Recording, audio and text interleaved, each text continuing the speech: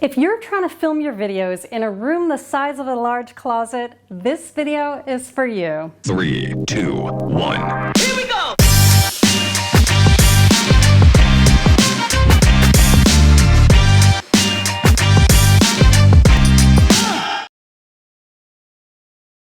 Hi and welcome back to DIY Film with Merle Becker, the channel where I help you make better videos. I've got 4 great tips for you with regards to shooting in small spaces, and I've got a bonus tip for you at the end of this video, so be sure to stick around. So many of you are shooting YouTube videos or maybe films in your apartment or your house. Maybe you're doing makeup tutorials in your bathroom, or maybe you're lucky enough to have an extra room that you can set up as a YouTube studio. But in many cases, your room is pretty small. Making your shots look great in a small room is challenging. Why? Well, quite often shots in smaller spaces end up looking flat and sometimes relatively boring.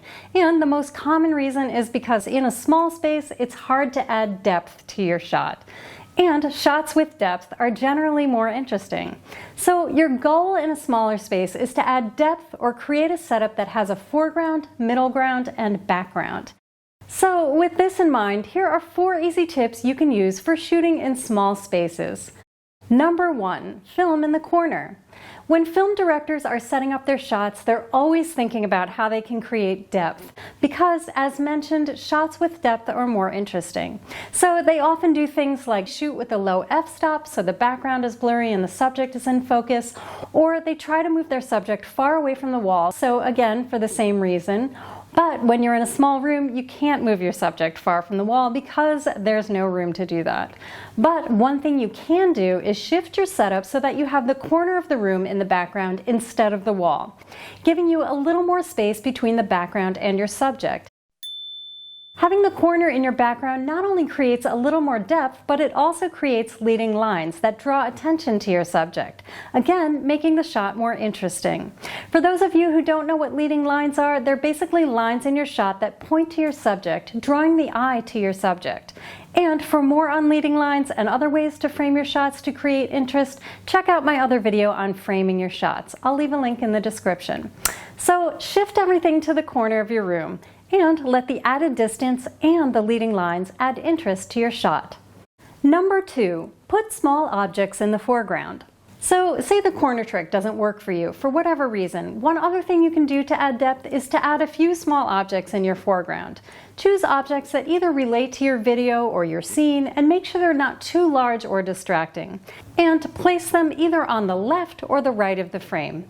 Because by putting little objects in your foreground, you're again adding depth. You're making it look more like there's a distinct background, subject, and foreground in the shot.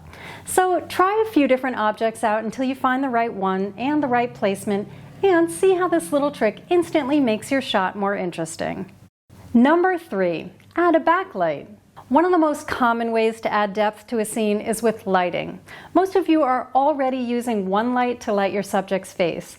But did you know that if you placed another light behind and above your subject, you can create a little more depth?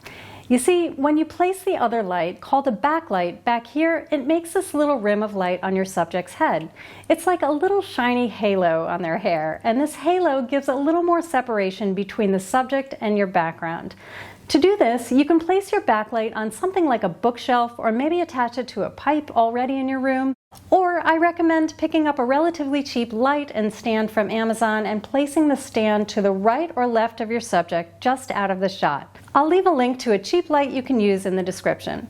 Just make sure your light is high enough over your subject's head so it's shining down on them. And don't forget to check your framing to make sure the light itself isn't in your shot. So add a backlight to your small room setup today to add depth, interest, and to make your subject really pop. Number 4, use colored lights in the background.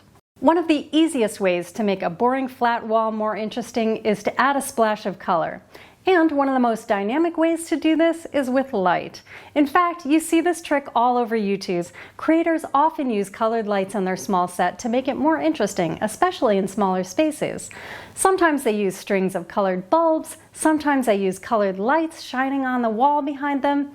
As for me, I use a little LumaCube in the back of my room, which I like because it can dial in pretty much any color. I'll put a link in the description. So when placing your light by the wall, put it relatively low and face your light towards the wall so that the color reflects off the wall.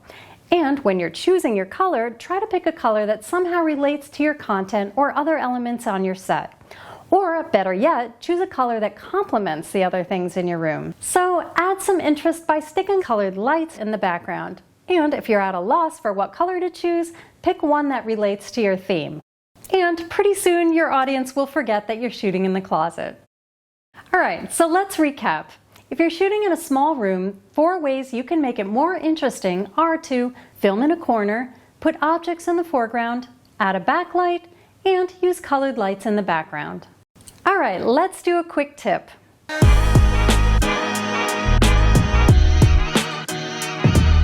For those of you who don't have a dedicated YouTube shooting room, one of the most time-consuming elements of your shoot is the setup. But one quick way to cut down on that time is to first set up your shot so you love it. Then mark where everything goes with painter's tape. This means your light positions, your camera position, your props, etc. Just stick little pieces of tape where each item goes and maybe write the item name on it if you need to. Then when it comes time to set up, all you have to do is put everything back on the pieces of tape. And there's no time wasted fiddling around trying to find the perfect shot. You may have to look at some tape during the week, but most would agree the time saved makes it worth it. Okay, so go tackle that small space and make it shine. And if you found any of this helpful, please give the video a thumbs up, subscribe and hit the bell so you know when the next one is posted, and I will catch you next time.